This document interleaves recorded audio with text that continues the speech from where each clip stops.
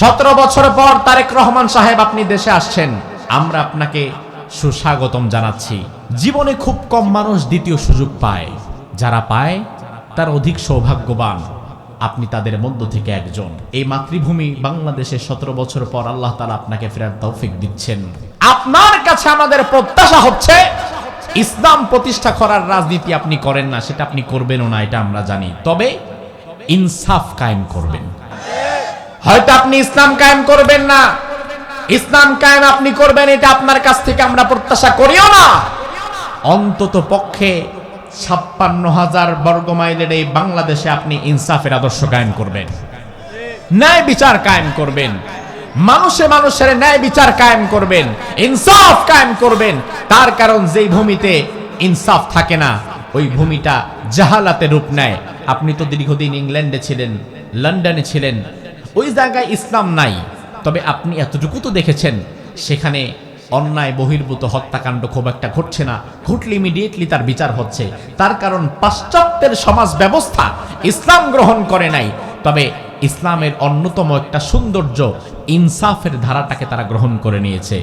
আপনার প্রতিও আমাদের প্রত্যাশা থাকবে, আপনি দলের প্রধান হিসাবে বাংলাদেশের আগামীর প্রধানমন্ত্রী যদি আপনি হন, আল্লাহ তাআলা যদি আপনাকে বানায়, ইজ্জত দেওয়ার মালিক আল্লাহ, ক্ষমতা দেওয়ার মালিক আল্লাহ, যদি আল্লাহ তাআলা আপনাকে বানায়, বাংলাদেশের 18 কোটি মানুষ দলমত নির্বিশেষে আপনার কাছ থেকে ইনসাফের আদর্শ দেখতে চায়। আপনি ইনসাফ প্রতিষ্ঠা করবেন, চাঁদাবাজি বন্ধ করবেন, রাস্তাঘাটের চাঁদাবাজি দুর্নীতি বন্ধ করে যদি ইনসাফ কায়েম করতে পারেন, তাহলে বুঝবেন আপনাকে আল্লাহ সুবহানাহু ওয়া তাআলা যে সুযোগ দিয়েছে, এই সুযোগটা আপনি কাজে লাগাতে পারছেন। সারা জীবন মানুষের দোয়া পাবেন, সারা জীবন মানুষ আপনার জন্য দোয়া করবে।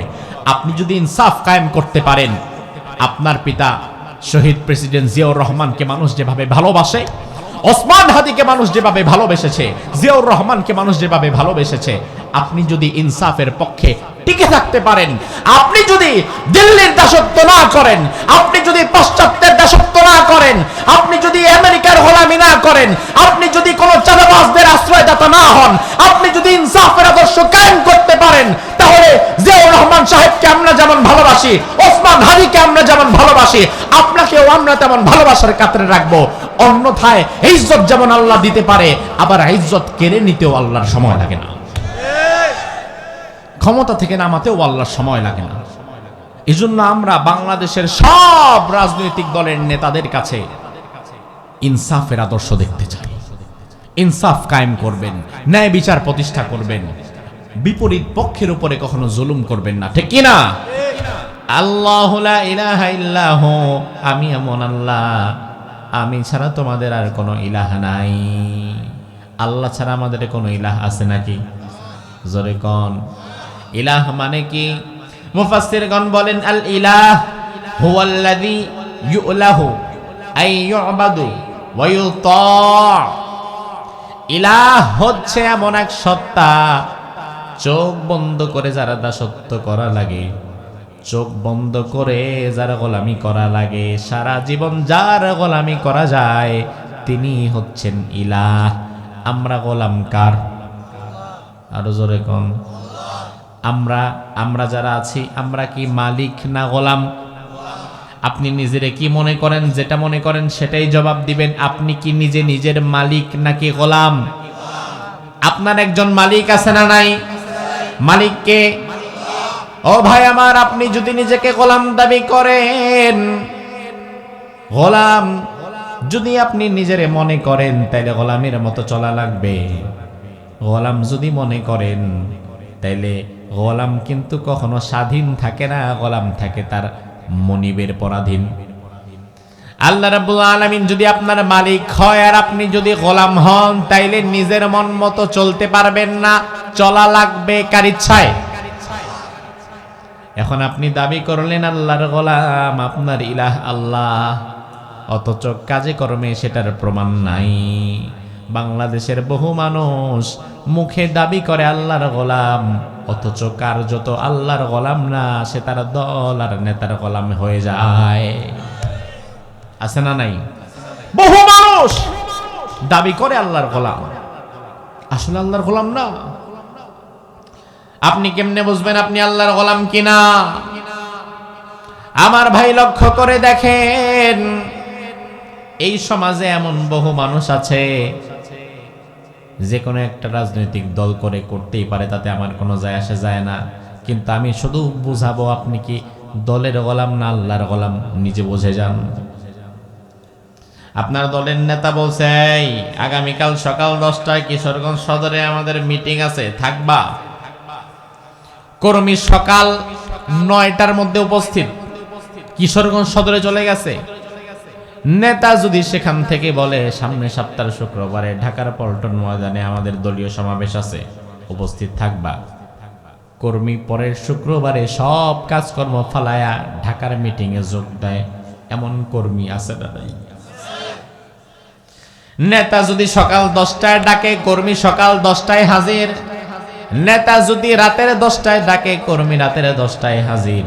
নেতা যদি দিনে ডাকে, কর্মী দিনে হাজির। নেতা যদি রাতে ডাকে, কর্মী রাতে হাজির। নেতা যেখানে যখন ডাকে, কর্মী সেখানে চলে যায়।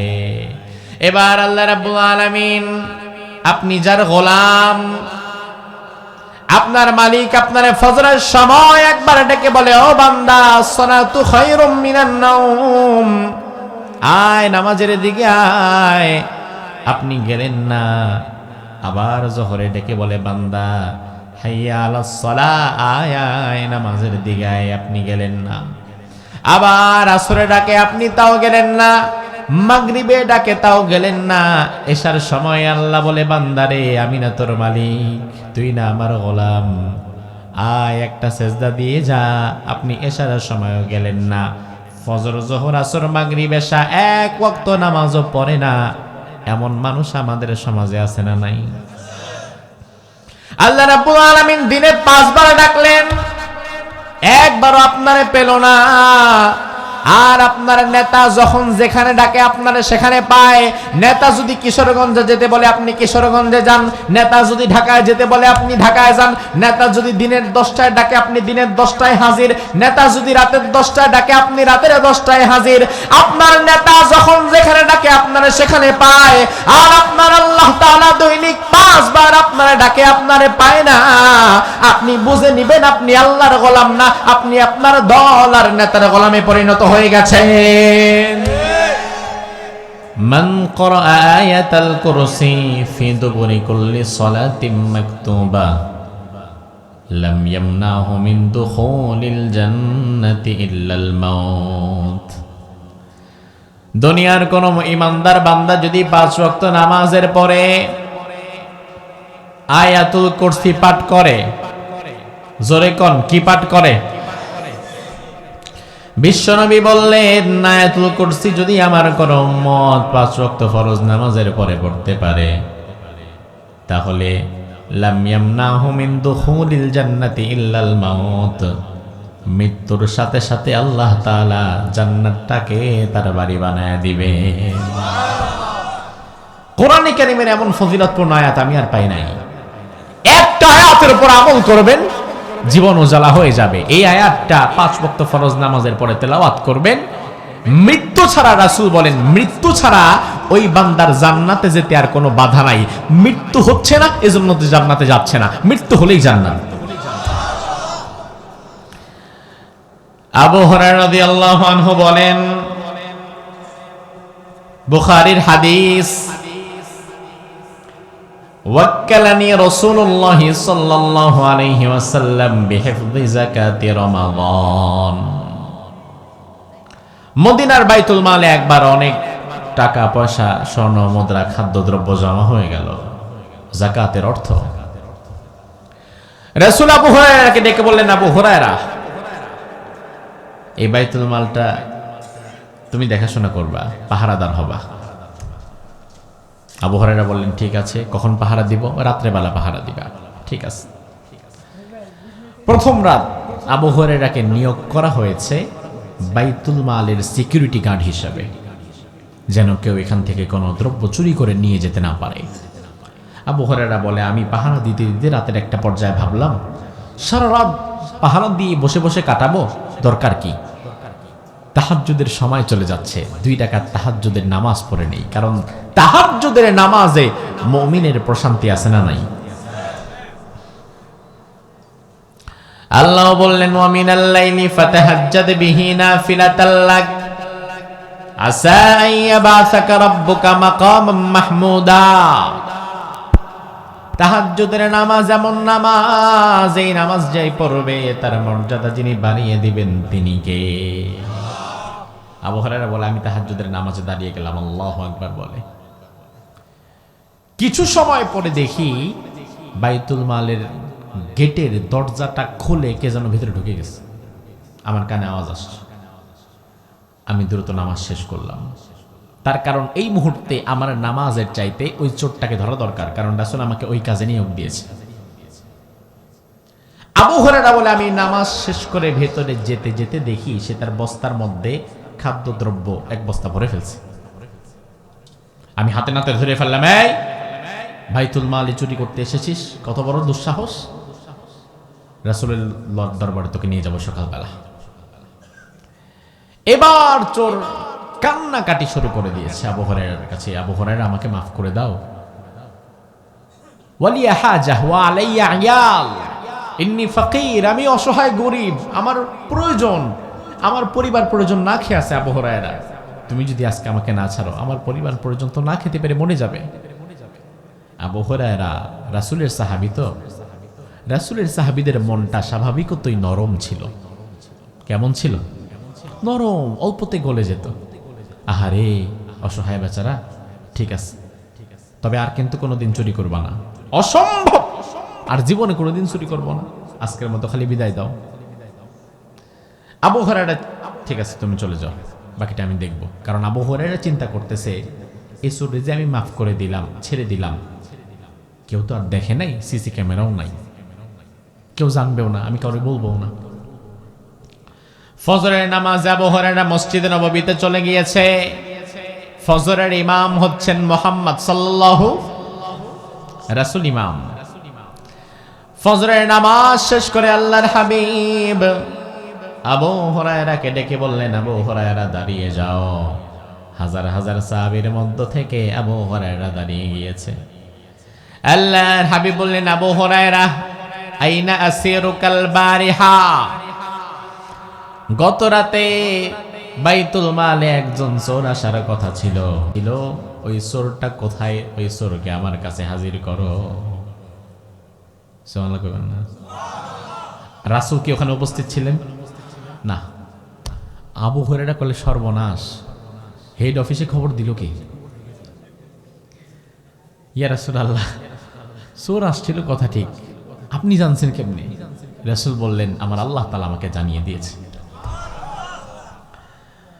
জানছেন ভালো কথা, কিন্তু চোরটাকে তো আর হাতে পাবেন না, কারণ অনেক অসহায় গরিব, আমি দয়া করে মায়া করে তাকে ছেড়ে দিয়েছি। রাসূল আপনিও মাফ করে দেন। তবে হ্যাঁ, সে কথা দিয়েছে আর কোনোদিন এই চৌর্য বৃত্তিতে সে আসবে না, এই চুরি সে আর কোনোদিন করবে না। রাসূল বলে, তাই নাকি? আমিও তোমারে বললাম সে আজকে রাত্রে আবার আসবে। আচ্ছা, দ্বিতীয় রাতে যদি আসে আবু হুরায়রা কি আর ছাড়বে? আবু হুরায়রা রাদিয়াল্লাহু আনহু দ্বিতীয় রাতে অ্যালার্ট, যে রাসূল বলছে নাকি চোর আসবে। দ্বিতীয় রাতে আর সহজে নামাজে দাঁড়াচ্ছে না, রাতের অর্ধেকটা পার হয়ে গিয়েছে। আবু হুরায়রা চিন্তা করেছে এখন আর আসার সম্ভাবনা নাই, কারণ এখন আসলে চোর আবার ঘরে যাবে কখন? দিন হয়ে যাবে। আবু হুরায়রা আবার নামাজে দাঁড়িয়ে গিয়েছে। কিছু সময় পরে আবার কানের মধ্যে আওয়াজ আসলো, বাইতুল মালের গেটটা খুলে কে যেন ঢুকে গেছে, তালাও ভেঙে ফেলছে। আবু হুরায়রা নামাজ পড়ে আবার গেলেন, হাতে নাতে তাকে ধরলেন, ধরে বললেন, আরে বেয়াদব, তুই তো গত রাতের সেই চোর, আবার আজকে আসলি, তোর তো আর আসার কথা ছিল না, তবে আজকে আর তোরে আমি ছাড়বো না, বিশ্বনবীর দরবারে তোকে আজকে আমি নিয়ে যাব। চোর আজকে আবার কান্নাকাটি করে, আবু হুরায়রা আমি আল্লাহর নামে কসম করে বললাম আজকে যদি তুমি আমারে ছেড়ে দাও আমি আর কোনোদিন আসবো না। আবু হুরায়রা গত রাতে যা নিয়ে গেছি সব খায় ফেলাইছে। আজকে আরো কিছু লাগবে, আর কোনোদিন আসবো না, ছেড়ে দাও। আবার কান্নাকাটি, হাত পা জড়ায়া কান্না কাইটা শেষ। আমাদের দেশের নির্বাচনের নেতারা যেমনি মাঝে মাঝে ভোট টোট চায়, 8-10 বছর চুরিদারি করে আবার জনগণের সামনে আইসা শুধু জনসভায় দাঁড়ায় একটা কান্না করে দেয়, আর আমাদের মন নরম হয়ে যায়, চিন্তা করে দে দে আরেকবার দে, এবার বোধহয় ভালো হয়ে যাবে। ওই চোর ওই রকম হয়ে গেছে। আবু হুরায়রা চিন্তা করছে, না রে, এতবার যেহেতু হাত পা জড়ায় ধরে বলতেছে, তাইলে বোধহয় এবার আল্লাহর ওলি ফুলের কুলি হওয়া ছাড়া আর কোনো উপায় নেই, এবার ভালো হয়েই যাবে, আমি নিঃসন্দেহে বলতে পারি। আবার ফজরের নামাজে আবু হুরায়রা চলে গেলেন। ফজরের নামাজের পরে বিশ্বনবী আবার আবু হুরায়রাকে দাঁড় করিয়ে বললেন, আবু হুরায়রা দাঁড়িয়ে যাও, আইনা আসিরুকাল বারিহা, তোমার ওই চোর বন্ধু কোথায়? ইয়া রাসূলুল্লাহ, আজকে আসছিল, তবে আজকে এমন ভাবে সে তওবা করছে, আল্লাহর কসমও করছে আর জীবনে আসবে না, আপনি নিশ্চিত থাকেন, আজকের মতো তাকে মাফ করে দিছি। কারণ আজকে যদি তাকে নিয়ে আসতাম, তার পরিবারটা অসহায় হয়ে যেত। ইয়া রাসূলুল্লাহ, রাসূল বললেন, আচ্ছা 2 দিন মাফ করছে আবু হুরায়রা, আর আসবে না? কয় না। আমি বললাম আজকে রাত্রে আবারও আসবে, এইবার আসলে ওরে ফাঁসি না দিয়ে হয়। 3য় রাত রাসূল বলে আবার আসবে, আবার রাসূল বলেছে আসবে, তাহলে আসবে, কারণ রাসূলের কথা মিথ্যা হতে পারে না। 3য় রাত চলমান, আজকে আবু হুরায়রার চোখে আর ঘুম নাই। আজকে নামাজও দাঁড়াবো না, নামাজে দাঁড়াই আর তুমি এদিক দিয়ে লাভবাইক, দরকার নাই। 3য় রাতে স্ট্রং পজিশনে পাহারা দিচ্ছে। পাহারা দিতে দিতে গভীর রাত, তো আপনি দেখবেন আপনাদের কিশোরগঞ্জ বাজারে যেখানে দোকানপাট বেশি, সেখানে রাতে কিছু সিকিউরিটি গার্ড থাকে, নাইট গার্ড থাকে, যারা দোকান টোকান পাহারা দেয়। কোনোদিন রাত 2টা-3টার দিকে গিয়ে দেখবেন সিকিউরিটি গার্ড যারা বানায় কাদেরকে, একদম অসল, ঘরেও জায়গা হয় না, জীবন চলে না, এমন মানুষকেই তো বানায়। রাত 2টা-2:30টার দিকে গিয়ে দেখবেন এরাও ঝিমাইতে ঝিমাইতে পড়ে যায়। মোটামুটি সামনের দিক দিয়ে চোর 8-10 কোটি টাকা চুরি করে নিলেও বলতে পারবে না। সকালবেলা নিজের অস্তিত্ব যে ঠিক থাকে এটাই বেশি, যে আমারে তো নেয় নাই অন্তত। আবু হুরায়রা পাহারা দিতে দিতে ঝিমুনি ধরে গেছে। এমন সময় কানে আওয়াজ এসেছে যে আবার কেউ না কেউ ঢুকছে। ঢুকে দেখে ওই চোর। এবার বলছে, আজকে তোরে আর কোনোভাবেই ছাড়বো না, তুই যা খুশি তাই বল, আজকে তোরে ছাড়বই না, রাসূলের দরবারে নিয়ে যাবো। চোর এবার বলে, আবু হুরায়রা শান্ত হও, আজকে তুমি অনেক রাগী, আমি বুঝতে পারছি। আবু হুরায়রা, আজকে যদি তুমি আমাকে রাসূলের দরবারে নাও, ফজরের নামাজের পরে বিশ্বনবী আমার হাত কেটে দিবে, কারণ এই 3 দিন মিলিয়ে আমি হিসাব করে দেখেছি, যেই পরিমাণ সম্পদ চুরি করলে হাত কাটা যায়, ওই পরিমাণ সম্পদ আমার চুরি হয়ে গেছে। আজকে যদি নাও, আমার হাতটা কাটা হয়ে যাবে।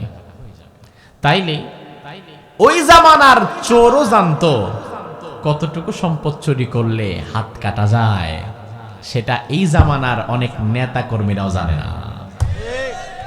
জানে না যে বিষয়টা এমন না, জানে ঠিক, মানে না। তার কারণ তোমার নেতা ভালো করেই জানে, কোরআনের আইন দ্বারা যদি কখনো চোরের হাত কাটার বিধান বাংলাদেশে প্রতিষ্ঠা হয়ে যায়, তাহলে বাংলাদেশে অনেক নেতা কর্মীর নিজেদের হাতি থাকবে না। ওই চোর বলল, আমারে যদি নাও, আমার হাতটা কাটা হয়ে যাবে আবু হুরায়রা, আমি সারা জীবনের মতো হ্যান্ডলেস হয়ে যাব। এর চেয়ে বড় বিষয়, আমি জানি তুমি আজকে আমার কোনো কথা বললেও ছাড়বা না, তবে আমি যদি তোমাকে এমন একটা দোয়া শিখিয়ে দেই, যে দোয়াটা তুমি পাঠ করলে সারা রাত আল্লাহর রহমতের ফেরেশতারা তোমাকে পাহারা দেবে, সারা রাত আল্লাহর রহমতের ফেরেশতারা তোমাকে পাহারা দেবে, এমন একটা দোয়া যদি শিখাই, তাইলে ছাড়বা? দুনিয়ার মানুষকে, দুনিয়াবি মানুষকে ম্যানেজ করার জন্য দুনিয়াবি পয়সা দেই আমরা, ঘুষ দেই। আর আখেরাত মুখী মানুষ যারা, এদেরকে ম্যানেজ করতে গেলে আপনার আখেরাত মুখী কিছু দেওয়া লাগবে। ওই চোর জানে দুনিয়ার কোন সম্পদে আবু হুরায়রার মন গলবে না, তবে এমন এক ঔষধ দিব, দেখি আবু হুরায়রা কি করে। আবু হুরায়রাকে বললে, এমন একটা দোয়া আমার জানা আছে, ওই দোয়াটা যদি শেখাই, সারা রাত রহমতের ফেরেশতা তোমার পাহারা দিবে, কেউ কোন শয়তান তোমার কোনো ক্ষতি করতে পারবে না। আবু হুরায়রা চিন্তা করলো, এত দামি দোয়া আসলেই তুমি জানো? হ্যাঁ জানি। কয় তাই চুরি করো কেন? এত ভালো দোয়া কালাম তুমি জানো? আচ্ছা ঠিক আছে, সত্যি এমন দোয়া জানা আছে? হ্যাঁ জানা আছে। তো শিখাও। শেখাবো অবশ্যই, তবে শর্ত একটা, আমাকে ছেড়ে দিতে হবে। আর তুমি রাসূলের সাহাবী, দোয়া শেখার পরে বলবা দরকার নাই ছাড়বো না, এটাও হবে না। আবু হুরায়রা কথা দিলেন যে আমি ছেড়ে দেবো, যাও রাসূলের সাথে যে বোঝা পড়া এটা আমি করব, তুমি আগে দোয়াটা আমাকে শেখাও। এবার ওই চোর আবু হুরায়রাকে বলছে, আবু হুরায়রা তুমি যখন ইদা ওয়াইতা ইলা ফিরাশিক ফাকরা আয়াতাল কুরসি, তখন সারা দিনের সব কাজ শেষ করে বিছানার মধ্যে যাবা, বিছানায় পিঠটা লাগাবা ঘুমানোর জন্য, ওই সময় তুমি যদি একবার আয়াতুল কুরসিটা তেলাওয়াত করতে পারো, সারা রাত রহমতের ফেরেশতা আল্লাহ তাআলার হুকুমে তোমার পাহারা দিয়ে রাখবে। আবার দিনের বেলা যদি একবার পড়তে পারো, সারা দিন তোমার পাহারা দিয়ে রাখবে ফেরেশতারা। সুবহানাল্লাহ। এই কথা বলার পরে আবু হুরায়রা আয়াতুল কুরসি শিখে নিলেন, চোরকে ছেড়ে দিলেন। পরের দিন মসজিদে নববীতে বিশ্বনবী আবার দাঁড় করে বললেন, আবু হুরায়রা আজকের চোর কোথায়? আবু হুরায়রা বলে, ইয়া রাসূলুল্লাহ চোরকে ছেড়ে দিয়েছি, যত শাস্তি আপনি আমারে দেন আমি মাথা পেতে নেব, কিন্তু আমি এমন এক সম্পদ উপার্জন করেছি চোরের কাছ থেকে, যে সম্পদ পড়লে নাকি সারা রাত আমার ফেরেশতা পাহারা দেবে। আল্লাহর হাবিব বললেন, কি সেটা? আবু হুরায়রা বলে, ইয়া রাসূলুল্লাহ সে আমাকে জানিয়েছে সেটা নাকি আয়াতুল কুরসি। বিশ্বনবী এবার বললেন, ও আবু হুরায়রা, এই চোর চূড়ান্ত মিথ্যাবাদী হতে পারে, তবে তোমারে গত রাত্রে যে আমল শিখিয়ে দিয়েছে এই আমলের মধ্যে কোনো মিথ্যা নাই, যা শিখাইছে এটা ডেফিনেটলি সত্য। আবু হুরায়রা করলে, যাক তাহলে বাঁচলাম, তাহলে অন্তত জাল টাকা তো দেয় নাই, এখন ঘুষের টাকা এরপরে যদি আবার জাল হয় তাহলে তো জীবন শেষ। যাক আমল যেটা দিছে এটা তো কাজে তো লাগছে। রাসূল বলেন, আবু হুরায়রা তুমি কি জানো ওই চোরের আসল পরিচয় কি? বলেন না, ওই চোরকে তো আগে কখনো মদিনার আশেপাশে দেখিও নাই। রাসূল বললেন, যাকা শয়তান, ওই চোরটাই হচ্ছে মূলত ইবলিস, শয়তান। মানুষের বেশ ধরে চোরের আকৃতিতে সে চুরি করে চলে গিয়েছে, তুমি যদি তাকে ধরে নিয়ে আসতে পারতা তাহলে আমরা এখানে তাকে বেঁধে রাখতাম। তুমি যেহেতু ছেড়ে দিয়ে আয়াতুল কুরসি শিখে জাস্ট, আর তো দেখা যাবে না, সে আর আসবেও না, তবে তার কাছ থেকে আয়াতুল কুরসির আমলটা তুমি শিখে নিতে পারছো। সুবহানাল্লাহ। আমার ভাই, আয়াতুল কুরসি এমন একটা আয়াত, যে আয়াতের ফজিলত এত বেশি, যে আয়াত পড়ার কারণে আল্লাহ তাআলা আপনারে জান্নাত দিয়ে দিবেন। ওই আয়াতুল কুরসি, কুরসি মানে কি? হ্যাঁ, কেউ জানেন কুরসি মানে কি? চেয়ার। স্বাভাবিকত আরবিতে কুরসি, এটা কুরসি, এটা কুরসি। আপনার ঘরে যে সোফা চেয়ার ওটাও কুরসি, তবে আয়াতুল কুরসির মাঝে যে কুরসি, এটা কিন্তু আল্লাহ তাআলার সিংহাসন কিংবা চেয়ার নয়। মুফাসসিরগণ বলেন, আয়াতুল কুরসির কুরসি মানে হচ্ছে আল কুরসিয়্যু মাওদিউ কদামাই, আমার মহান আল্লাহ তাআলার পা রাখার যে জায়গাটা, ওই পাদানির নামটাই হচ্ছে কুরসি। আল কুরসিয়্যু মাওদিউ কদামাই, কুরসি মানে আবার এটা না যে আল্লাহ যেখানে বসে ওটার নাম বোধহয় কুরসি, না। আর রহমানু আলাল আরশি ইস্তাওয়া, আল্লাহ আছেন আরশে। আল্লাহ কোথায়? জোরে বলেন। আর আল্লাহ যেখানে পা রাখে ওই পা রাখার জায়গার নামই কুরসি। আয়াতুল কুরসির কুরসি মানে মাওদিউ কদামাই, মাওদিউ কদামির রহমান, আল্লাহর পা রাখার জায়গা। জোরে কোন, কি রাখার জায়গা? আল্লাহর পা রাখার জায়গা কত বড় হবে, কত বড় হবে! আমার আল্লাহ যত বড় তত বড়। আমার ভাই, কুরসির আয়তন কত? আল্লাহর হাবিব হাদিসের মধ্যে বললেন, মাল কুরসিয়্যু ফিল আরশি ইল্লা কাহালকাতিম মুলকাতিন ফি ফালাতিম মিনাল আরদ। কুরসি এত বড়, কুরসির আয়তন যদি আপনাকে বোঝাতে হয় সহজে, গোটা আসমান জমিন একত্র করলে এটাকে যদি একটা আংটির মতো বানিয়ে দেয়া হয়, আরো ভালো করে বোঝেন, গোটা পৃথিবীতে একটা বিশাল মরুভূমি আছে, ওই মরুভূমির নাম সাহারা মরুভূমি। কি মরুভূমি? সাহারা মরুভূমি। মরুভূমিতে কি থাকে? বালু আর বালু। সাহারা মরুভূমি কত বড়? বাংলাদেশের চাইতেও বড় একটা মরুভূমি, এই দেশের চেয়ে বড়। 92 লাখ বর্গ কিলোমিটার হচ্ছে সাহারা মরুভূমির আয়তন। 92 লাখ বর্গ কিলোমিটার। সেখানে বাংলাদেশের আয়তন হচ্ছে 1,47,570 বর্গ কিলোমিটার। অর্থাৎ বাংলাদেশের চাইতে আয়তনের দিক থেকে সাহারা মরুভূমি 62 গুণ বড়। জোরে কোন কত গুণ বড়? এবার দেখেন রাসূল আল্লাহর কুরসি বুঝাবেন উম্মতকে। এবার বুঝেন, তাহলে এবার সাহারা মরুভূমির আয়তন যেহেতু বুঝছেন, এবার আপনার জন্য সহজ হবে। রাসূল বলেন আল্লাহর কুরসি কত বড় জানো? সাহারা মরুভূমির মধ্যে তোমরা যে হাতের মধ্যে আংটি পরো, এই আংটি, ছোট্ট একটা আংটি সাহারা মরুভূমির মধ্যে নিক্ষেপ করলে গোটা মরুভূমির তুলনায় ওই আংটিটা যতটা ছোট হবে, আসমান জমিন সব একত্র করলে আল্লাহর কুরসির তুলনায় এটা তার চেয়ে বেশি ছোট হবে। মাথায় ধরছে? আসমান জমিন একত্র করলে এটা হবে একটা আংটি, আর আল্লাহর কুরসি হচ্ছে সাহারা মরুভূমি। বিশাল সাহারা মরুভূমির মধ্যে ছোট্ট একটা আংটি যতটা ছোট, আল্লাহর কুরসি পা রাখার ওই পা দানির কাছে আসমান জমিনটা তার চেয়ে বেশি ছোট। আর ওই আসমান জমিনে আমরা আছি, জমিনের একটা অংশে আমরা আছি। আবার রাসূল বলেন তাহলে আরশ কত বড়?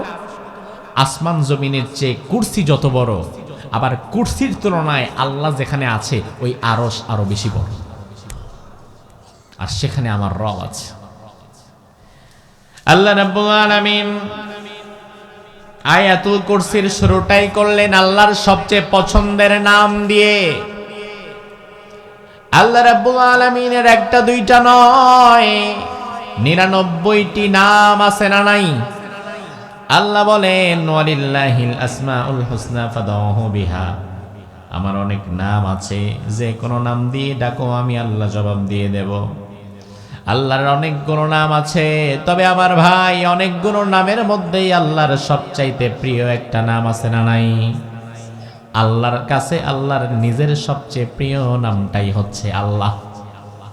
সবচেয়ে প্রিয় নাম কি? আল্লাহর অনেক নাম আছে, সালাম, মুমিন, মুহাইমিন, আজিজ, গফুর, জব্বার, মুতাকাব্বির, মালিক, কহার, অনেক নাম। তবে এই সব নামের মধ্যে আল্লাহর নিজের সবচেয়ে প্রিয় নাম আল্লাহ।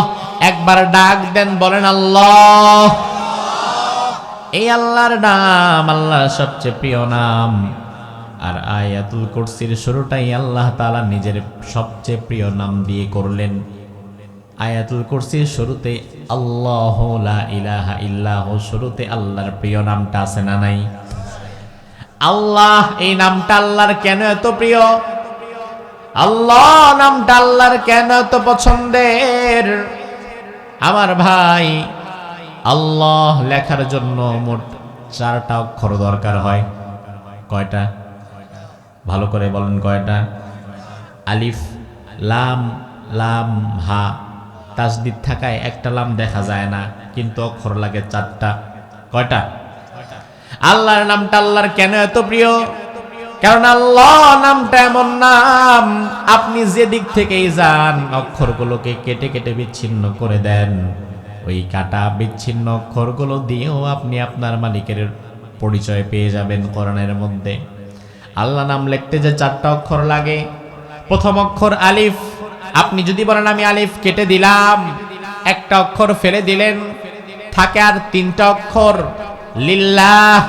আপনি যদি কোরআনকে বলেন কোরআন, একটা অক্ষর ফেলে দিলাম, বাকি 3 অক্ষর দিয়ে তোমার মধ্যে আমার আল্লাহর পরিচয় আছে কিনা? কোরআন বলবে সমস্যা নাই, লিল্লাহি মুলকুস সামাওয়াতি ওয়াল আরদ। 3 অক্ষর দিয়ে আল্লাহর পরিচয় পেলেন। এবার আপনি যদি বলেন কোরআন, আমি আরেকটা অক্ষর কেটে দিলাম, এখন মাত্র 2টি অক্ষর আছে লাহু, আমি কি 2টি অক্ষর দিয়ে আমার আল্লাহর পরিচয় পাবো নাকি? কোরআন বলবে কোনো সমস্যা নাই, লাহু মাকালিদুস সামাওয়াতি ওয়াল আরদ। এবার আপনি যদি বলেন সব অক্ষর আমি ফেলে দিলাম, শুধু হুটা রাখলাম, তাইলে এই হু দিয়ে আমার আল্লাহর পরিচয় পাওয়া যাবে নাকি তোমার মধ্যে? কোরআন বলবে তাতেও সমস্যা নাই। হু আল্লাহুল্লাযী লা ইলাহা ইল্লা হু আলিমুল গায়বি ওয়াশ শাহাদাতি হুয়ার রহমানুর রহিম। সুবহানাল্লাহ পড়েন। যেভাবেই যান, আলিফ ফেলে দেন পেয়ে যাবেন, লাম ফেলে দেন পেয়ে যাবেন, শুধু লাহু তাতেও পেয়ে যাবেন, শুধু হু দিয়েও কোরআনের মধ্যে আল্লাহর পরিচয় আছে না নাই? সে আল্লাহ রাব্বুল আলামিন বলে, বান্দা আল্লাহু লা ইলাহা ইল্লা হু, আমি এমন আল্লাহ, আমি ছাড়া তোমার আর কোনো ইলাহ নাই। ইলাহ এটা হচ্ছে কালিমাতুত তাওহীদ। ইলাহের সাক্ষ্য দিয়ে আমাদেরকে ইসলামে প্রবেশ করা লাগে। এজন্য আমরা যে কালিমা পড়ি লা ইলাহা ইল্লাল্লাহ, এই লা ইলাহা আল্লাহু লা ইলাহা মিল আছে না নাই? ইলাহের সাক্ষ্য দেওয়া ছাড়া কেউ মুসলমান হতে পারবে না। এই মুহূর্তে আপনাদের মধ্য থেকে আপনাদের গ্রামের কোন এক হিন্দু ভাই যদি মাহফিলে আসে, এসে বলে হুজুর আমি ঈমান আনবো, ইসলাম গ্রহণ করব, তাহলে আমরা তাকে সবার আগে যেটা পড়াবো সেটাই লা ইলাহা, কথা কয় না, লা ইলাহা ইল্লাল্লাহ। এই কালিমা ছাড়া কেউ ইমানদার হতে পারবে না। লা ইলাহা ইল্লাল্লাহর সাক্ষ্য দেওয়া ছাড়া কেউ ইমানদার হতে পারবে না। আল্লাহ বললেন আল্লাহু লা ইলাহা ইল্লাহু, আমি এমন আল্লাহ, আমি ছাড়া তোমাদের আর কোনো ইলাহ নাই। আল্লাহ ছাড়া আমাদের কোনো ইলাহ আছে নাকি? জোরে কোন। ইলাহ মানে কি? মুফাসসিরগণ বলেন আল ইলাহ হুয়াল্লাযী ইউলাহু আই ইউবাদু ওয়া ইউতা। ইলাহ হচ্ছে এমন এক সত্তা, চোখ বন্ধ করে যারা দাসত্ব করা লাগে, চোখ বন্ধ করে যার গোলামি করা লাগে, সারা জীবন যার গোলামি করা যায়, তিনি হচ্ছেন ইলাহ। আমরা গোলাম কার? আরো জোরে কোন। আমরা যারা আছি, আমরা কি মালিক না গোলাম? আপনি নিজেরে কি মনে করেন, যেটা মনে করেন সেটাই জবাব দিবেন। আপনি কি নিজে নিজের মালিক নাকি গোলাম? আপনার একজন মালিক আছে না নাই? মালিককে, ও ভাই আমার, আপনি যদি নিজেকে গোলাম দাবি করেন, গোলাম যদি আপনি নিজেরে মনে করেন, তাইলে গোলামের মতো চলা লাগবে। গোলাম যদি মনে করেন, তাইলে গোলাম কিন্তু কখনো স্বাধীন থাকে না, গোলাম থাকে তার মনিবের পরাধীন। আল্লাহ রাব্বুল আলামিন যদি আপনার মালিক হয় আর আপনি যদি গোলাম হন, তাইলে নিজের মন মতো চলতে পারবেন না, চলা লাগবে কার ইচ্ছায়। এখন আপনি দাবি করলেন আল্লাহর গোলাম, আপনার ইলাহ আল্লাহ, অথচ কাজে কর্মে সেটার প্রমাণ নাই। বাংলাদেশের বহু মানুষ মুখে দাবি করে আল্লাহর গোলাম, অথচ কার্যত আল্লাহর গোলাম না, সে তার দল আর নেতার গোলাম হয়ে যায়। আছে না নাই? বহু মানুষ দাবি করে আল্লাহর গোলাম, আসলে আল্লাহর গোলাম না। আপনি কেমনে বুঝবেন আপনি আল্লাহর গোলাম কিনা? আমার ভাই লক্ষ্য করে দেখেন, এই সমাজে এমন বহু মানুষ আছে যে কোনো একটা রাজনৈতিক দল করতেই পারে, তাতে আমার কোনো যায় আসে যায় না, কিন্তু আমি শুধু বুঝাবো আপনি কি দলের গোলাম না আল্লাহর গোলাম, নিজে বুঝে যান। আপনার দলের নেতা বলছে আগামীকাল সকাল 10টায় কিশোরগঞ্জ সদরে আমাদের মিটিং আছে, থাকবা। কর্মী সকাল 9টার মধ্যে উপস্থিত, কিশোরগঞ্জ সদরে চলে গেছে। নেতা যদি সেখান থেকে বলে সামনের সপ্তাহের শুক্রবারে ঢাকার পল্টন ময়দানে আমাদের দলীয় সমাবেশ আছে, উপস্থিত থাকবা। কর্মী পরের শুক্রবারে সব কাজকর্ম ফালায়া ঢাকার মিটিং এ যোগ দেয়, এমন কর্মী আছে না নাই? নেতা যদি সকাল 10টায় ডাকে, কর্মী সকাল 10টায় হাজির। নেতা যদি রাতের 10টায় ডাকে, কর্মী রাতের 10টায় হাজির। নেতা যদি দিনে ডাকে, কর্মী দিনে হাজির। নেতা যদি রাতে ডাকে, কর্মী রাতে হাজির। নেতা যেখানে যখন ডাকে, কর্মী সেখানে চলে যায়। এবার আল্লাহ রাব্বুল আলামিন, আপনি যার গোলাম, আপনার মালিক আপনার ফজরের সময় একবার ডেকে বলে, ও বান্দা, সলাতু খায়রুম মিনান নাওম, আয় নামাজের দিকে আয়। আপনি গেলেন না। আবার জোহরে ডেকে বলে, বান্দা হাইয়া আলাস সালাহ, আয় আয় নামাজের দিকে আয়। আপনি গেলেন না। আবার আসরে ডাকে, আপনি তাও গেলেন না। মাগরিবে ডাকে, তাও গেলেন না। এশার সময় আল্লাহ বলে, বান্দারে, আমি না তোর মালিক, তুই না আমার গোলাম, আয় একটা সেজদা দিয়ে যা। আপনি এশার সময়ও গেলেন না। ফজর জোহর আসর মাগরিব এশা এক ওয়াক্ত নামাজও পড়ে না, এমন মানুষ আমাদের সমাজে আছে না নাই?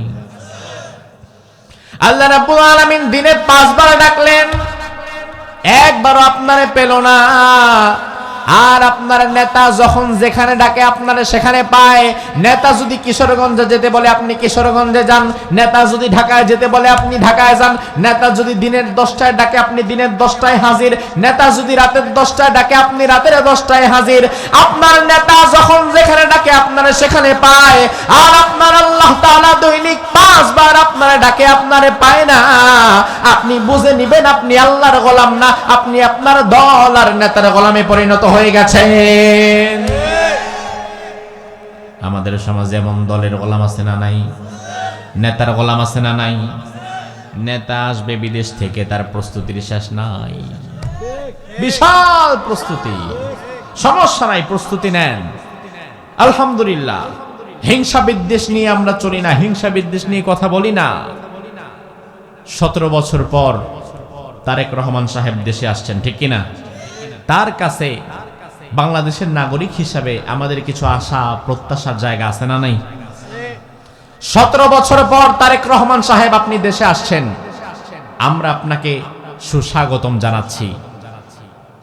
জীবনে খুব কম মানুষ দ্বিতীয় সুযোগ পায়, যারা পায় তার অধিক সৌভাগ্যবান। আপনি তাদের মধ্য থেকে একজন। এই মাতৃভূমি বাংলাদেশে 17 বছর পর আল্লাহ তাআলা আপনাকে ফেরার তৌফিক দিচ্ছেন। আপনার কাছে আমাদের প্রত্যাশা হচ্ছে, ইসলাম প্রতিষ্ঠা করার রাজনীতি আপনি করেন না, সেটা আপনি করবেনও না, এটা আমরা জানি। তবে ইনসাফ কায়েম করবেন, ঠিক কিনা? হয়তো আপনি ইসলাম কায়েম করবেন না, ইসলাম কায়েম আপনি করবেন, এটা আপনার কাছ থেকে আমরা প্রত্যাশা করিও না। অন্তত পক্ষে 56,000 বর্গমাইলের এই বাংলাদেশে আপনি ইনসাফের আদর্শ কায়েম করবেন, ন্যায় বিচার কায়েম করবেন, মানুষে মানুষের ন্যায় বিচার কায়েম করবেন, ইনসাফ কায়েম করবেন। তার কারণ যেই ভূমিতে ইনসাফ থাকে না, ওই ভূমিটা জাহালাতে রূপ নেয়। আপনি তো দীর্ঘদিন ইংল্যান্ডে ছিলেন, লন্ডনে ছিলেন, ওই জায়গায় ইসলাম নাই। তবে আপনি এতটুকু তো দেখেছেন, সেখানে অন্যায় বহির্ভূত হত্যাকাণ্ড খুব একটা ঘটছে না, ঘটলে ইমিডিয়েটলি তার বিচার হচ্ছে। তার কারণ পাশ্চাত্যের সমাজ ব্যবস্থা ইসলাম গ্রহণ করে নাই। তবে ইসলামের অন্যতম একটা সৌন্দর্য, ইনসাফের ধারাটাকে তারা গ্রহণ করে নিয়েছে। আপনার প্রতিও আমাদের প্রত্যাশা থাকবে, আপনি দলের প্রধান হিসাবে বাংলাদেশের আগামীর প্রধানমন্ত্রী যদি আপনি হন, আল্লাহ তাআলা যদি আপনাকে বানায়, ইজ্জত দেওয়ার মালিক আল্লাহ, ক্ষমতা দেওয়ার মালিক আল্লাহ, যদি আল্লাহ তাআলা আপনাকে বানায়, বাংলাদেশের 18 কোটি মানুষ দলমত নির্বিশেষে আপনার কাছ থেকে ইনসাফের আদর্শ দেখতে চায়। আপনি ইনসাফ প্রতিষ্ঠা করবেন, চাঁদাবাজি বন্ধ করবেন, রাস্তাঘাটের চাঁদাবাজি দুর্নীতি বন্ধ করে যদি ইনসাফ কায়েম করতে পারেন, তাহলে বুঝবেন আপনাকে আল্লাহ সুবহানাহু ওয়া তাআলা যে সুযোগ দিয়েছে, এই সুযোগটা আপনি কাজে লাগাতে পারছেন। সারা জীবন মানুষের দোয়া পাবেন, সারা জীবন মানুষ আপনার জন্য দোয়া করবে। আপনি যদি ইনসাফ কায়েম করতে পারেন, আপনার পিতা শহীদ প্রেসিডেন্ট জিয়াউর রহমানকে মানুষ যেভাবে ভালোবাসে, ওসমান হাদিকে মানুষ যেভাবে ভালোবেসেছে, জিয়াউর রহমানকে মানুষ যেভাবে ভালোবেসেছে, আপনি যদি ইনসাফের পক্ষে টিকে থাকতে পারেন, আপনি যদি দিল্লির দাসত্ব না করেন, আপনি যদি পাশ্চাত্যের দাসত্ব না করেন, আপনি যদি আমেরিকার গোলামি না করেন, আপনি যদি কোনো চাঁদাবাজদের আশ্রয়দাতা না হন, আপনি যদি ইনসাফের আদর্শ কায়েম করতে পারেন, তাহলে জিয়াউর রহমান সাহেবকে আমরা যেমন ভালোবাসি, ওসমান হাদিকে আমরা যেমন ভালোবাসি, আপনাকেও আমরা তেমন ভালোবাসার কাতরে রাখবো। অন্যথায় ইজ্জত যেমন আল্লাহ দিতে পারে, আবার ইজ্জত কেড়ে নিতেও আল্লাহর সময় লাগে না, ক্ষমতা থেকে নামাতেও আল্লাহর সময় লাগে না। এজন্য আমরা বাংলাদেশের সব রাজনৈতিক দলের নেতাদের কাছে ইনসাফের আদর্শ দেখতে চাই। ইনসাফ কায়েম করবেন, ন্যায় বিচার প্রতিষ্ঠা করবেন, বিপরীত পক্ষের উপরে কখনো জুলুম করবেন না, ঠিক কি না? আমার ভাই আল্লাহ রাব্বুল আলামিন বললেন, আল্লাহু লা ইলাহা ইল্লাহু, আমি আল্লাহ ছাড়া তোমার কোনো ইলাহ নাই। তাইলে আমার ভাইরা জবাব দেন, আমাদের ইলাহ কয়জন? তিনি কে? আর আল্লাহ আমাদের মালিক, আমরা সেই মালিকের গোলাম। মালিকের গোলাম যদি হতে হয়, তাইলে গোলাম কোনোদিন নিজের মন মতো চলে না, গোলাম চলে তার মালিকের মন মতো। মালিক বলবে যা করতে, গোলাম তা করবে। মালিক যা করতে বলবে না, গোলাম সেটা করতে পারবে না। আল্লাহর হাবিব বললেন, আল মুমিনু কাল জামালিল আনিফ, ইমানদার যদি হতে চাও, ইমানদারের পরিচয় হচ্ছে ওই নাকে রশি বাঁধানো উটের ন্যায়। আরব দেশের মানুষ ১৫০০ বছর আগে উটকে কন্ট্রোল করতে হিমশিম খেয়ে যেত। একজন মালিকের আন্ডারে উট রাখা ছিল ৫০টা ১০০টা। তবে উট যদি ১০০টা হয়, রাখাল ১০০টা রাখা সম্ভব নয়। উট ১০০টা, সেখানে রাখাল থাকতো ২, ৪, ৫ জন। তাইলে প্রতিজন রাখালের কাছে ১০টা ২০টা করে উট থাকতে হইতো। আমার ভাইরা জবাব দিবেন, স্বাভাবিকত শক্তি বেশি কি উটের না মানুষের? কথা কয় না? অবশ্যই উটের, কারণ মানুষ উটের পিঠে চড়ে, উট কোনোদিন মানুষের পিঠে চললে পাওয়া যাবে? আল্লাহর হাবিব বলেন, তোমরা হবা উটের নাকে রশি বাঁধানো উটের মতো। তার মানে হচ্ছে ১৫০০ বছর আগের মক্কার যে ওই লোকগুলো বাজার থেকে উট কেনার পরে উটকে যেন কন্ট্রোল করা যেত, উটের নাক ছিদ্র করে দিত। উটের নাক ছিদ্র করে রশি বেঁধে এরপরে রশিটা ধরায় দিত রাখালের হাতে। উট যতই শক্তিশালী হোক, উটের নাক তো আর শক্তিশালী না, নাক তো নরম। এই জন্য রশির আংটা থাকতো উটের নাকে, আর রশির আরেক আল থাকতো রাখালের হাতে। এবার ওই রাখাল রশিটা নিয়ে যেত যেই দিকে, উটটারেও যাওয়া লাগতো সেই দিকে। রাখাল যদি ডানে যায়, উটটা ডানে যায়। রাখাল যদি বামে যায়, উটটা বামে যায়।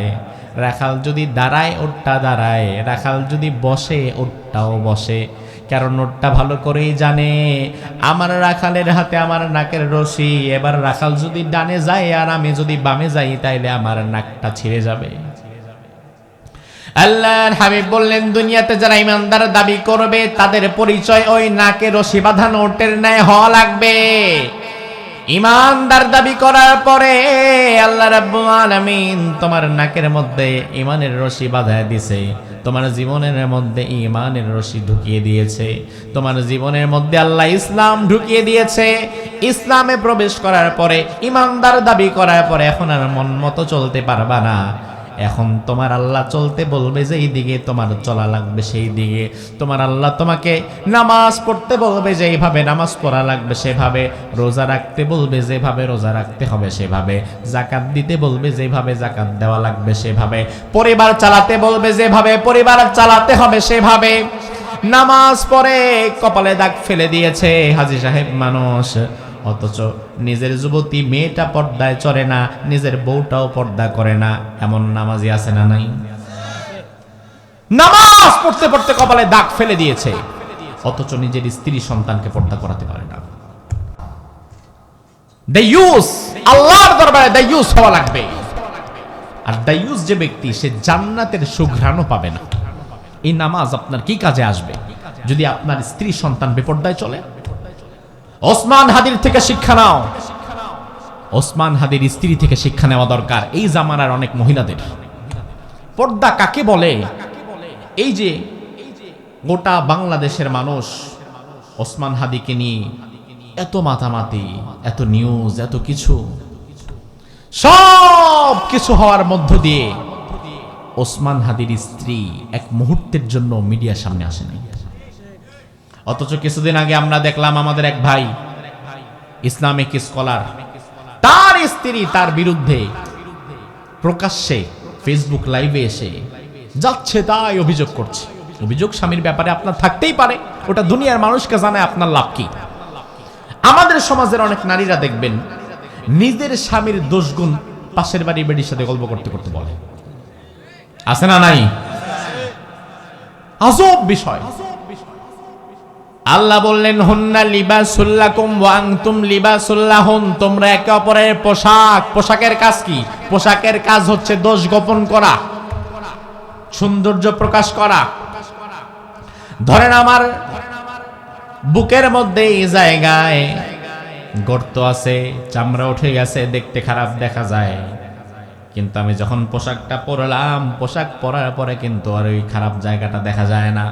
এখন পোশাক পরার পরেও যদি আমার দোষ গুণ প্রকাশ পেয়ে যায়, তাইলে বোঝা লাগবে পোশাক তার ঠিক কাজটা করে নাই।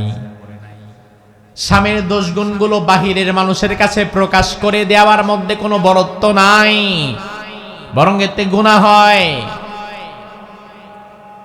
তা আমাদের অনেক নারীরা স্বামীর দোষগুণ মানুষের কাছে হরহামেশাই বলে, যেটা অনুচিত, নাফরমানি করে। ওসমান হাদির স্ত্রীকে দেখো, অবাক হয়ে গেলাম। এত কিছুর মধ্য দিয়ে স্বামীর বিষয়ে মিডিয়ার সামনে একটা টু শব্দটা করে নাই।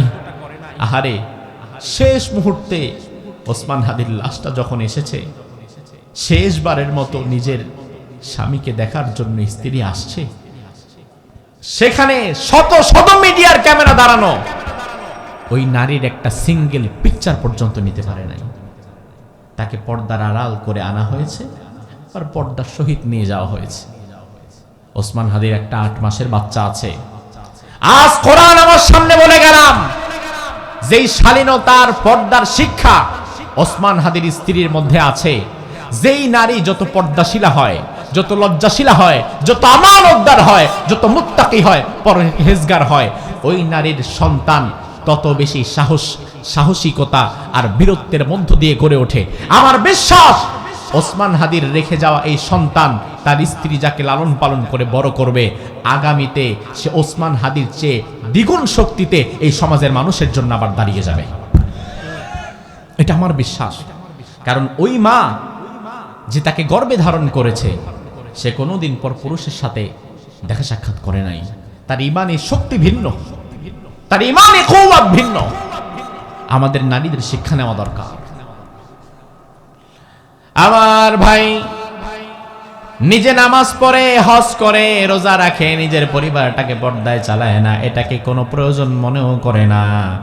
অথচ ঈমান আনার পরে তোমার পরিবার চালাতে হবে সেভাবে, তোমার আল্লাহ চাইবেন যেভাবে। ঈমান আনার পরে তোমার ব্যবসা চলবে যেভাবে, তোমার আল্লাহ চাইবেন যেভাবে। ঈমান আনার পরে তোমার রাজনীতিও চলবেন সেভাবে, তোমার আল্লাহ চাইবেন যেভাবে। অন্যথায় ঈমানদার দাবি করার পরে তুমি পরিবার চালাইলা শয়তানের মতো করে, ব্যবসা চালাইলা সুদ দিয়ে, রাজনীতি করলা মানুষের হক মেরে, তাহলে বিষয়টা কেমন হবে?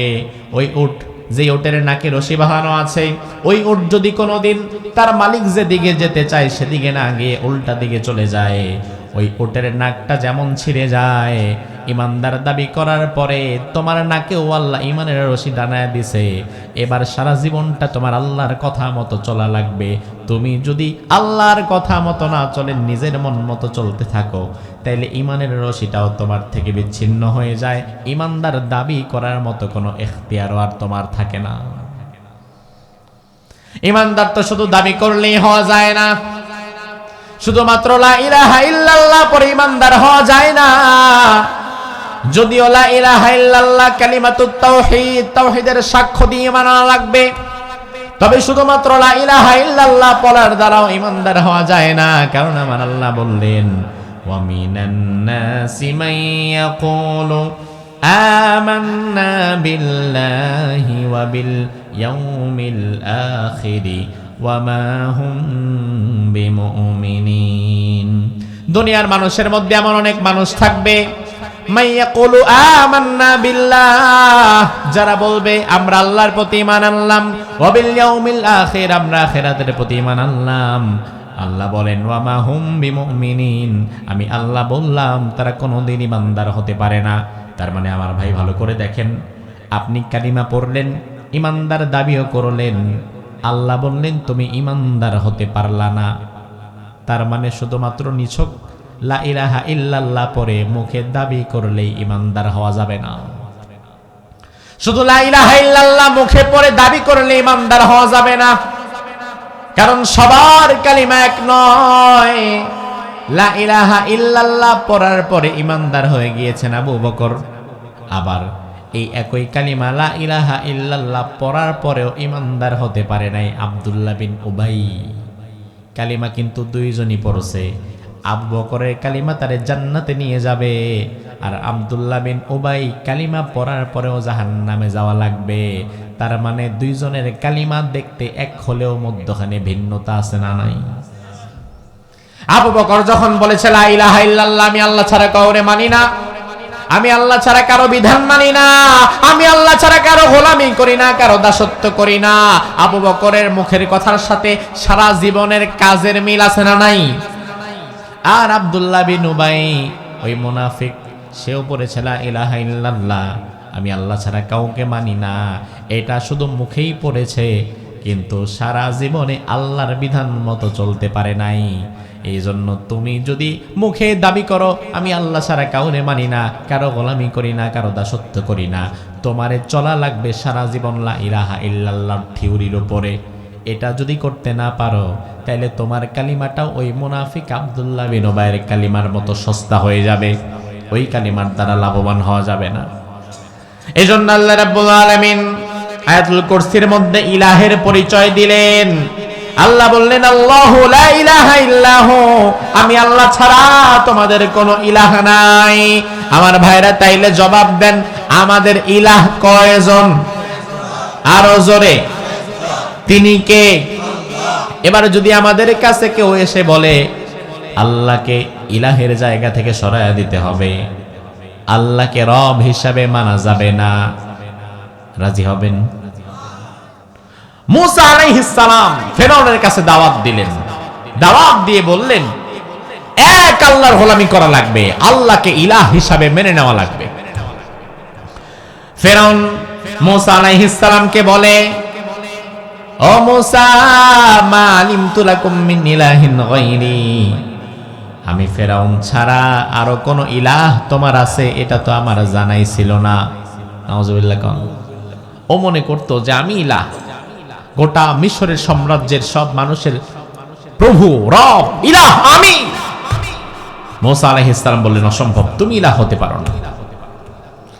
ফেরাউন বলল মুসা শোনো, লা ইন ইত্তাখাযতা ইলাহান গায়রি লা জালান্নাকা মিনাল মাসজুনিন।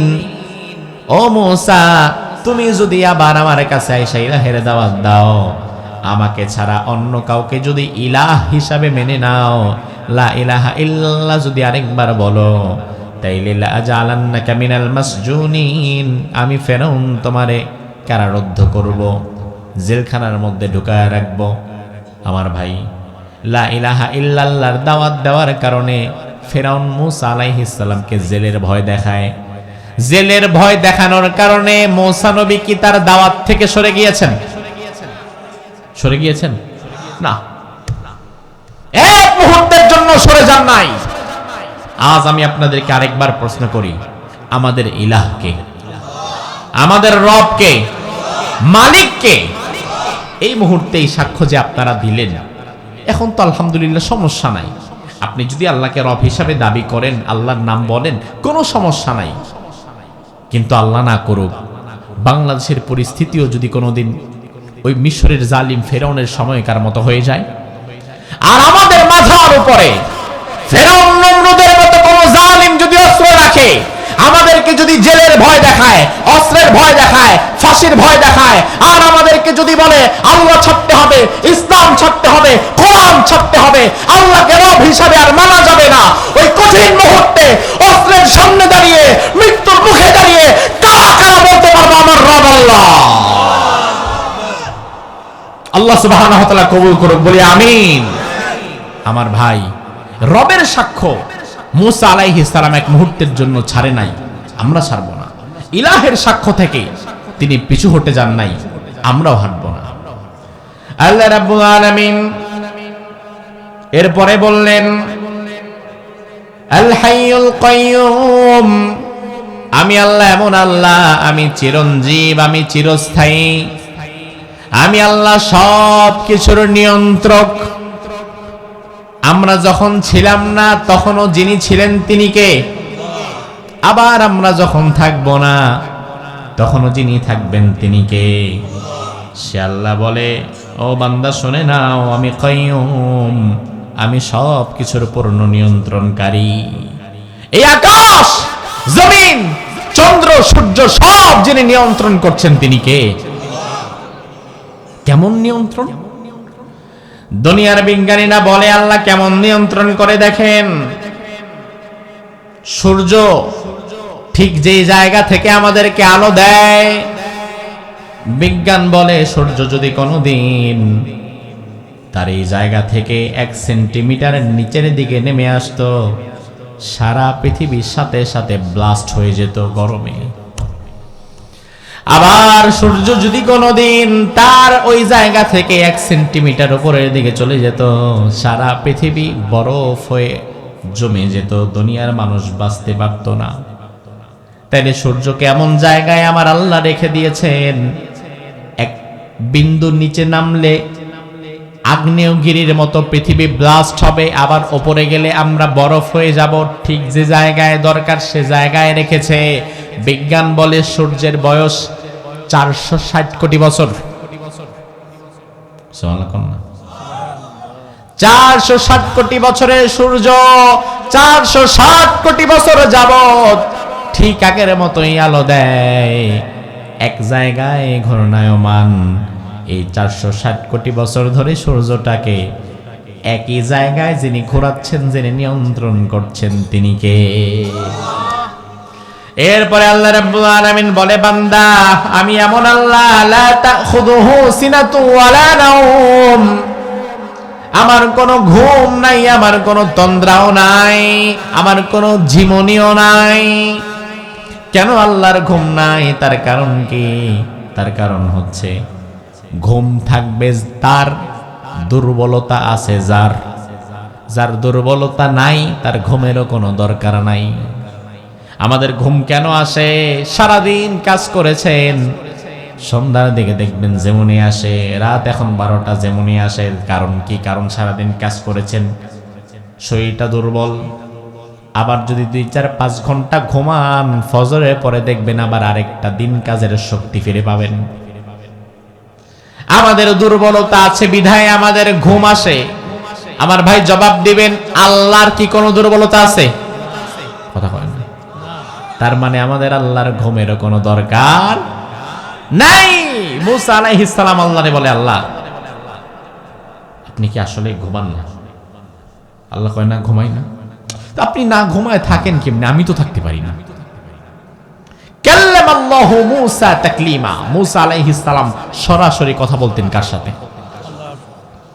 তুরে সাইনা, জাবালে তুর, যে পাহাড়, ওই পাহাড় থেকে তিনি কথা বলতেন। আমি রমাদানে ছিলাম মিশরে, কায়রো থেকে প্রায় 800 কিলোমিটার দূর ওই পাহাড় তুরে সাইনা। ওই পাহাড়ে গেলাম, যে পাহাড়ে দাঁড়িয়ে মুসা আলাইহিস সালাম সরাসরি আল্লাহ তাআলার সাথে কথা বলেছেন। আল্লাহরে বলে, আল্লাহ আপনি আসলেই ঘুমান না? আল্লাহ বলে, না।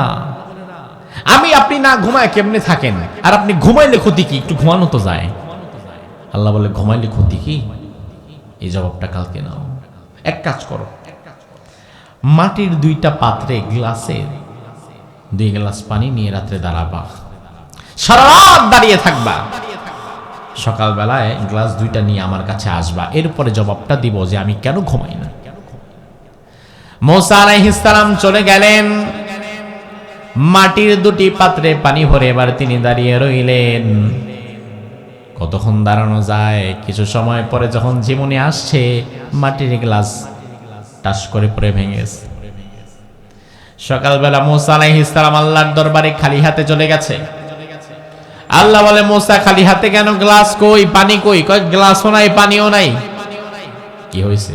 ভেঙে গেছে।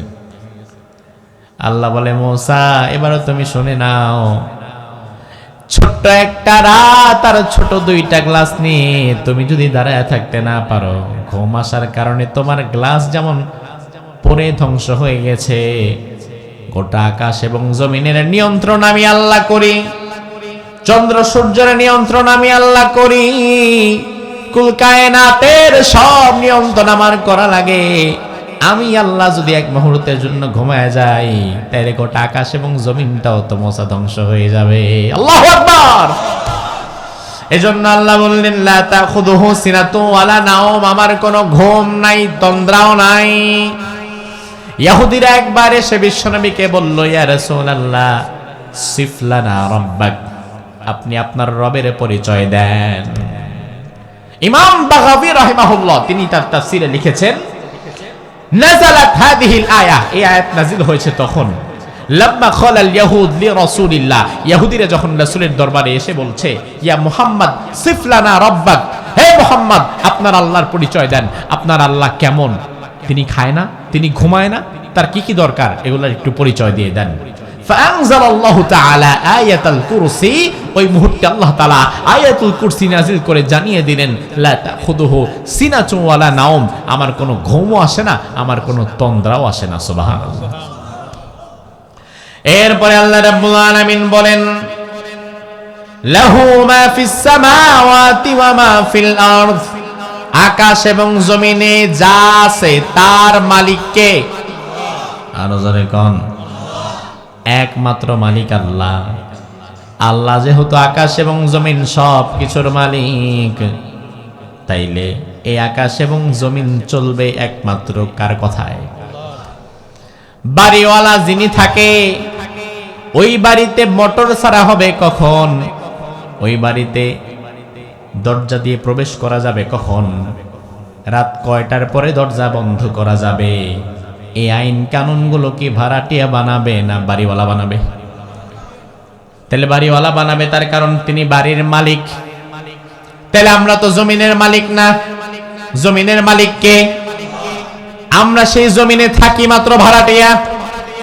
এখন আমরা যদি জমিনের মালিক না হই, তাইলে জমিন কিভাবে চলবে, কোন আইনে চলবে, কোন নীতিতে চলবে, ওইটা আমরা ঠিক করব নাকি ওইটা মালিক ঠিক করবে? পেশ লাগে তখন যখন গোলাম নিজে মালিকের জায়গা দখল করতে চায়, পেশ লাগে তখন যখন গোলাম মালিক হয়ে নিজের আইন বানাতে চায়।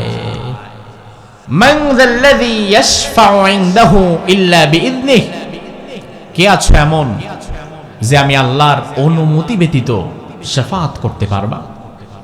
সুপারিশ, আশ-শাফাআতু হক, সুপারিশ একটা সত্য বিষয়। কিয়ামতের দিন সুপারিশ নবীরা করবে, হাফেজে কোরআনরা করবে, শহীদরা করবে, এমন হাদিস আছে না নাই? কথা কয় না, আছে না নাই? আছে। এই জন্য দেখবেন এই সুপারিশের মার পেঁচে ফেলে অনেক ভণ্ড পীর আবার আমাদের ঈমান বিক্রি করে ফেলে, আমাদের ঈমান হাইজাক করে ফেলে, নষ্ট করে ফেলে। এমন অসংখ্য পীর আছে যারা দরবার খুলে বসে আছে, যাদের কাছে যাওয়ার পরে নামাজ কালামেরও দরকার হয় না, শুধু আপনি ওরসে যাবেন, গরু ছাগল দিবেন, পীর সাহেবের হাত পা টিকবেন, নিজের বউরেও নিয়ে দিয়ে দিবেন, আর কিছু হাদিয়া তোফা দিবেন। ওই পীর সাহেব মুরিদকে স্বপ্ন দেখায়, কিয়ামতের দিন তোমারে পার করার দায়িত্ব আমার, সুপারিশের দায়িত্ব আমি নিয়ে নিলাম। এমন ভণ্ড পীর বাংলাদেশে আছে না নাই? আমি গত সপ্তাহে শরীয়তপুরে দেখে এসেছি এমন এক ভণ্ডের দরবার। সেজদা দিতে দিতে অবস্থা খারাপ, পাথর দুইটা নিয়ে রাখছে, হাজরে আসওয়াদের মতো দুইটা কালো পাথর নিয়ে রাখছে।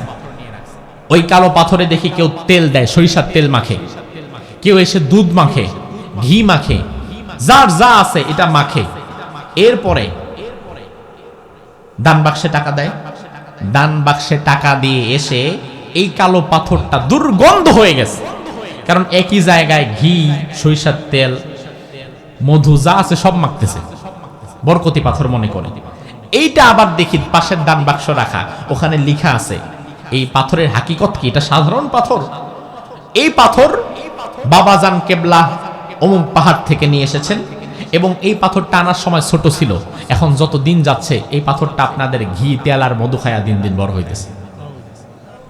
এবং আপনারা এই পাথরের পাশে মুক্ত হস্তে দান করে যা মনোবাসনা করবেন এই পাথর সেটা পূরণ করিবে।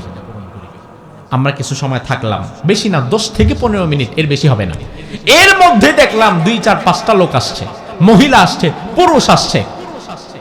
কেউ পাথরকে চুমা দেয়, কেউ পাথরকে সেজদা দেয়, আরেক পাগল আইসা দেখি পাথর চাটা শুরু করছে। চিন্তা করলাম আসল কাম তো তুই করতেছস, অন্তত কিছু ঘি আর তেল তো পেটে যাচ্ছে, আর বাকিদের তো কপালে এটাও নাই। আমার ভাই শাফাআত, আশ-শাফাআতু হাক্কুন, শাফাআত সত্য বিষয়। তবে হ্যাঁ, আল্লাহর অনুমতি ব্যতীত কেউ সুপারিশ করতে পারবে না। শাফাআত করার ক্ষমতা আল্লাহ তাআলা যাকে দেবে, একমাত্র তিনি ছাড়া কেউ সুপারিশ করতে পারবে না।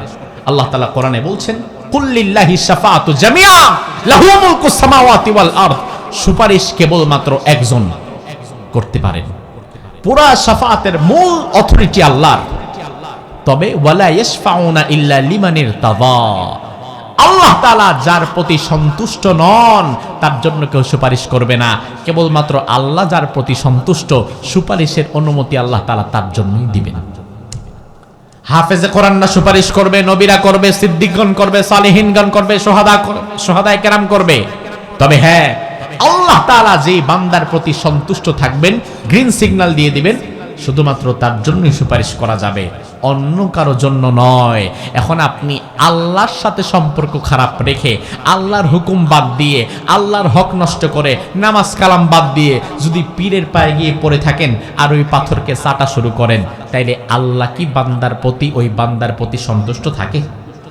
আর আল্লাহ সন্তুষ্ট না থাকলে সুপারিশের মূল মালিক যেহেতু আল্লাহ, তিনি কি অনুমতি দিবেন? না। এজন্য আল্লাহ বলছেন, মান যাল্লাযী ইয়াশফাউ ইনদাহু ইল্লা বিইযনিহি, কে আছে এমন যে আমার অনুমতি ব্যতীত সুপারিশ করবে? তার মানে কেউ নাই যে আল্লাহর অনুমতি ব্যতীত সুপারিশ করতে পারবে। আল্লাহ সুবহানাহু ওয়া তাআলা সংক্ষিপ্ত আকারে অল্প সময়ে যে কথাগুলো বললাম, এই কথাগুলোর উপরে আমাদের আমল করার তৌফিক দান করুক। আমরা পড়ি আমিন।